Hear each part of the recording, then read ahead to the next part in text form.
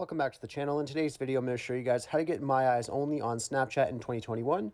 Now, it's actually really easy to do this and set it up for the first time. You just want to make sure you're fully updated on Snapchat before those. So just go ahead to the App Store and just make sure it doesn't say that you need an update. If you do need an update, just quickly update Snapchat and then come back to where we are now.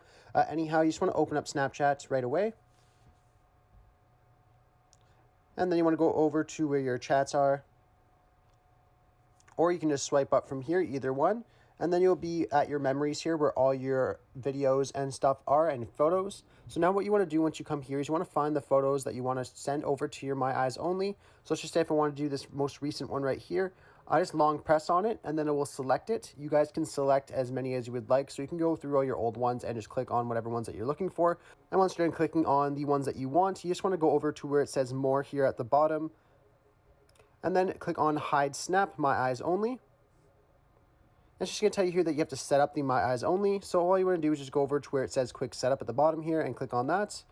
It's then going to ask you for a passcode that you have to make. So you just go ahead and create whatever passcode that you would like. So I'll just do 1111 and the same thing again to confirm it. And then here it shows your confirmed passcode. So you just want to go on, I understand that if I forget this passcode, Snapchat won't be able to recover my passcode or my snaps in My Eyes Only. So you just got to verify that by clicking on it at the bottom and then just click on Continue. Then it says Setup Complete. If you click on Finish and click on Move, that will then move that snap over to My Eyes Only. And you have to go over to the tab on the top here to check it out.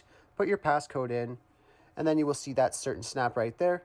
Anyhow, I really hope I was able to help you guys out, showing you guys how to do this on your iPhones. If this video does help you out, be sure to leave a like on it and subscribe for more. Thanks for watching.